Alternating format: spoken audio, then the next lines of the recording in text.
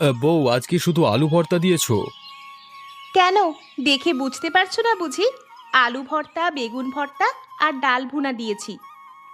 আচ্ছা ঠিক আছে, আজ তাহলে এটি হয়ে যাবে আশা করি। কেন, তুমি কি অন্য কোনো খাবারের কথা চিন্তা করছিলে?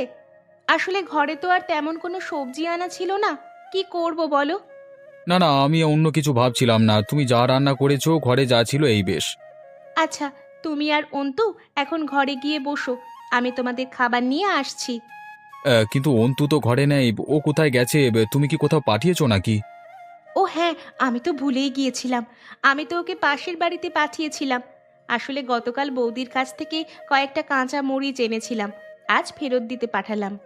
আচ্ছা তাহলে তো অসুবিধে নেই, ও তো এখনই এসে যাবে। আসলে বাপ ছেলে মিলে খেয়ে তাড়াতাড়ি করে বেরিয়ে পড়বো।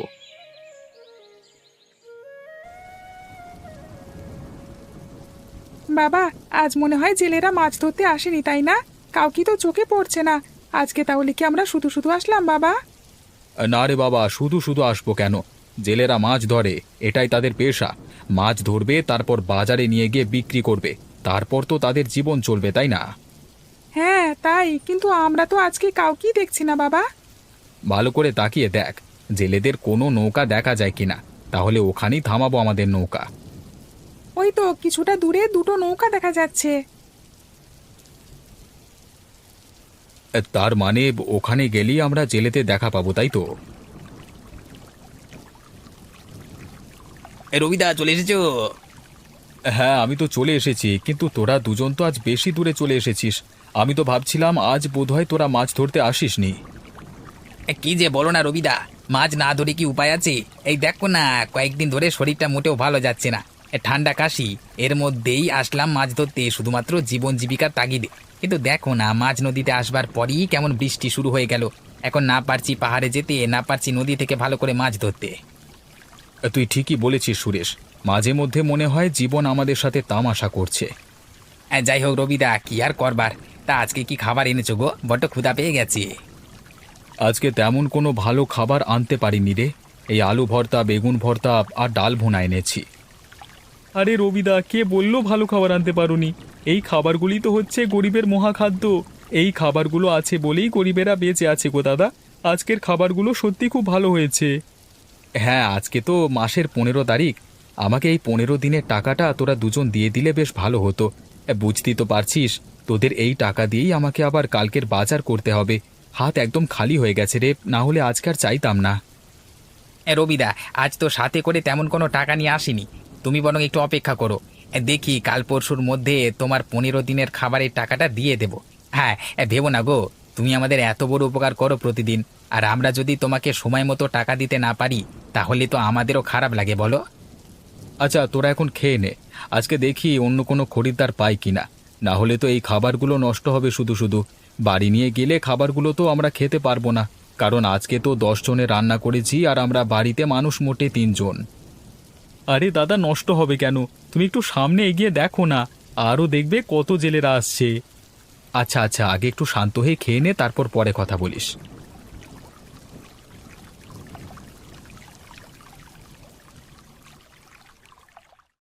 বাবা বাবা, ওখানে দেখতে পাচ্ছো কয়েকটি তাঁবুর ঘর দেখা যাচ্ছে না? ওখানে কে থাকে বাবা? ওখানে মনে হয় বেদেরা থাকে। এই গ্রামের জমিদার হয়তো তাদের এখানে কিছুদিন থাকার অনুমতি দিয়েছেন। বাবা চলো না, ওদের সাথে একটু কথা বলি। কেন ওদেরকে শুধু শুধু বিরক্ত করতে চাস? তাদেরকে তাদের মতোই থাকতে দে না রে বাপ। আহা বাবা, তুমি এমন করছো কেন? আমি কেন তাদের শুধু শুধু বিরক্ত করতে যাব? আমি তো একটু কথা বলে চলে আসবো। তুমি চলো না বাবা, চলো না। উফ, তোকে নিয়ে আর পারি না রে। তুই যা, গিয়ে দেখ, আমি বরং নৌকাতে অপেক্ষা করি।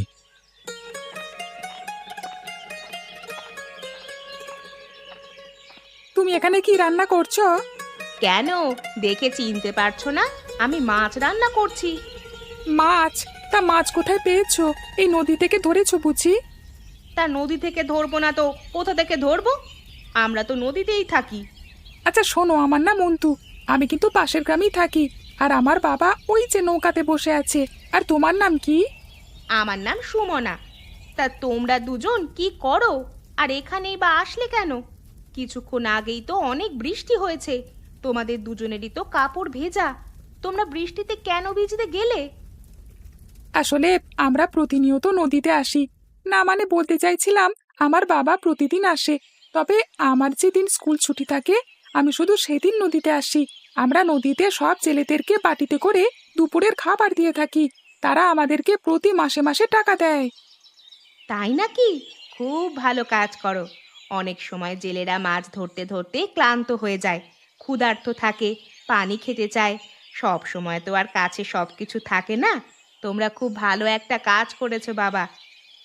আচ্ছা, বাবা বলেছে তোমরা নাকি এখানে বেশি দিন থাকবে না, হয়তো অন্য জায়গাতে চলে যাবে। তা তোমরা এখানে কতদিন থাকবে? এই গ্রামের জমিদার আমাদেরকে 25 দিন থাকতে সুযোগ দিয়েছেন। এর বেশি আর থাকতে পারবো না, অন্য একটা ভালো জায়গা দেখে চলে যাব। হ্যাঁ, তা বুঝলাম, কিন্তু তোমাদের কি নিজেদের বাড়িঘর নেই? তোমরা কেন এত জায়গায় ঘুরে ঘুরে বেড়াও? এক সময় আমাদের সবই ছিল, তবে এখন আর নেই। নদী ভাঙনের কারণে আমাদের বাড়িঘর সব ভেসে গেছে পানিতে। এখন আমাদের পরিচয় বদলে গেছে। তোমাদের অনেক দুঃখ, তাই না? না না, দুঃখ হবে কেন? আমাদের সব কিছু সয়ে গেছে। আর তুমি ছোট মানুষ, তুমি এত কথা বুঝবে না এখন। আর একটু বড় হও, তারপর সব বুঝে যাবে। আমি ছোট তোমাকে কে বলেছে? তুমি দেখো না, আমি আমার বাবার সাথে কাজ করি। কোনো ছোট ছেলে কি বাবার সাথে কাজ করতে পারে? আমি বড় বলি তো বাবা আমাকে নিয়ে এসেছে, তাই না? হ্যাঁ তাই তো, তুমি ঠিক বলেছ। কে বলে তুমি ছোট? তুমি অবশ্যই অনেক বড়। তোমার জন্য অনেক অনেক আদর রইল। এখন তুমি যাও, তোমার বাবা ডাকছে তোমাকে। কোথায় ডাকছে? আমি তো শুনতে পাইনি। তুমি কি আমাকে তাড়িয়ে দিতে চাইছো? তা কেন চাইবো? সত্যি সত্যি ডাকছে তোমার বাবা। আচ্ছা ঠিক আছে, গেলাম। তোমাকে আমার ভালো লেগেছে অনেক। আমি আবার আসবো তোমার সাথে কথা বলতে।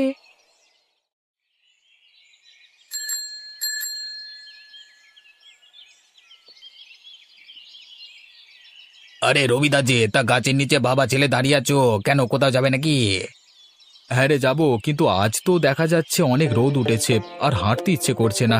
তাই ভাবছি একটা রিক্সা পেলে রিক্সা দিয়ে বাজারে যাব। ঘরে কোনো সবজি নেই আজকে। তাই নাকি? আচ্ছা চলো চলো, আমিও বাজারের দিকে যাচ্ছিলাম।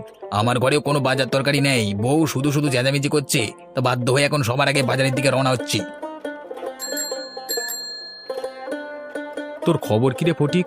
দিনকাল কি ভালো যাচ্ছে? কি যে বলো না দাদা, গরিব মানুষের আবার দিনকাল ওই একরকম যায় আর কি। তা তো জানি রে, আমারও তো সংসার চালাতে অনেক কষ্ট হয়ে যায়, কিন্তু কি আর করা, এর নামই তো জীবন। আচ্ছা, তোর কি রিক্সা চালাতে খুবই কষ্ট হয়ে যায়? এই কাজটাই তো অনেক কষ্টের দাদা। রোদে বৃষ্টিতে ভিজে হলেও রিক্সা চালাতে হয়। এতটা পরিশ্রম করবার পরেও যে পারিশ্রমিক পাই, তাতে সন্তুষ্ট হতে পারি না। মনে হয় পরিশ্রমের সাথে পারিশ্রমিকের আকাশ পাতাল তফাৎ। এটা হয়তো আমাদের মতো গরিবের নিয়তি। কি করবি রে, আমাদের কি বা করবার আছে? ভাগ্যকে মেনে নিয়ে খুশিভাবে কাজ করে যতটা পারা যায় ভালো করে সৎভাবে জীবনযাপন করাটাই আমাদের ধর্ম। বাবা, বাজারে তো চলে এসে গেছি, এখন নামো তাড়াতাড়ি।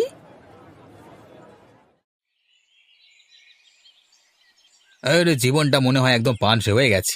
কোনো রং নেই, প্রতিদিন শুধু কাজ আর কাজ। এরপরেও সংসারে টানাটানি, কোনো সুখ নেই, স্বাচ্ছন্দ্য নেই। আছে শুধু অভাব আর হাহাকার, না পাওয়ার বেদনা।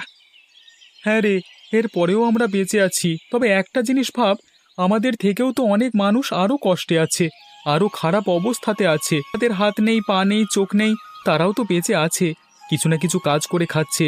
আমাদের তো সৃষ্টিকর্তা কোনো কিছু কম দেননি। তাহলে আমরা কেন এত হাহুতাশ করি সব সময়? এমন করা কি উচিত? হ্যাঁ রে তপন, তুই কথাটা একদম ঠিক বলেছিস।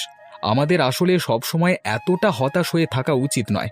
আমাদের যত কষ্টই থাকুক না কেন, এর মধ্যেই জীবনটাকে উপভোগ করতে শিখতে হবে। আমাদের যা কিছু আছে চেষ্টা করতে হবে এর মধ্যেই কিভাবে আমরা সুখে শান্তিতে থাকতে পারি। আচ্ছা দাদা, একটা কাজ করলে কেমন হয়? অনেক দিন ধরেই আমার মাথায় একটা কথা ঘুরছিল, তবে কাকে বলবো ভেবে পাচ্ছিলাম না। আজকে তোমাদের সবাইকে কাছে পেয়ে কথাটা বলতে ইচ্ছে করেছে, বলবো। আরে এত আমদামদা করবার কি আছে? যা বলতে চাস বলে ফেল, আমরা সবাই তো আছি, শুনছি, তুই শুরু কর। হ্যাঁ দাদা, চলো না আমরা সবাই মিলে একটা খাবারের আয়োজন করি। অনেকটা বলতে পারো মহাভোজের মতো।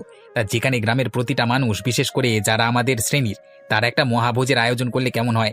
আমার কাছে মনে হয় এই কাজটা করলে সবার মধ্যে একটু হলেও সুখের প্রভাব পড়বে। ফটিক, তোর কথাটা আমার মাথায় রাখলাম। কথাটা তুই বেশ ভালো বলেছিস। আমাদের গ্রামের মোটামুটি সবাই আমাদের মতো খেটে খাওয়া মানুষ, দিনমজুর, কৃষক, শ্রমিক, জেলে, রিক্সা চালক। আমরা সবাই একদিন একসাথে মহাভোজের আয়োজন করলে সবারই অনেক খুশি হবার কথা। ঠিক আছে, আমি তাহলে কাজটা শুরু করে দিচ্ছি। আর কি কি আমরা খাবারের আয়োজন করব আর কত টাকা লাগতে পারে খরচ, সবকিছুর একটা প্রাথমিক ধারণা করে হিসেব নিকেশ করে আমরা সবাইকে জানাবো। আমাদের গরিব গ্রামের এই মহাভোজের আয়োজন আমরা বেশ বড় করে ধুমধাম করে করব। গ্রামের আরও কয়েকজনের সাথে এই ব্যাপারে কথা বলতে হবে, তাদের সহযোগিতা নিতে হবে আমাদের। আমরা চারজন মিলে সবকিছু করলে কুলোতে পারবো না। এই তো কাজের মতো কথা। তাহলে আজ এই পর্যন্তই, আমাদের আবার দেখা হবে। এর মধ্যে সব শুরু করে ফেলবো। হিসেব নিকেশ হয়ে গেলে বাকি কে কোন দায়িত্ব পালন করবে আমরা সব কিছুই সময় মতো জানিয়ে দেব, ঠিক আছে? আর যদি পারিস আগামী পরশুদিন আবার এখানে একত্রিত হোস। খুড়ো বেশি করে খান, আর কিছু লাগলে আমাদেরকে জানান, হ্যাঁ? আর খাওয়া দাওয়া কেমন হয়েছে, ভালো তো? ভালো মানে বেশ ভালো। এই গ্রামের মধ্যে তোমরা যে এমন একটা আয়োজন করেছো, এই জন্য তোমাদেরকে অসংখ্য ধন্যবাদ। হ্যাঁ, তোমরা অনেক বছর বেঁচে থাকো বাবারা। আমাদের জন্য আপনারা সব সময় আশীর্বাদ করবেন, আমাদের ভালো কাজের পাশে থাকবেন। অবশ্যই করব।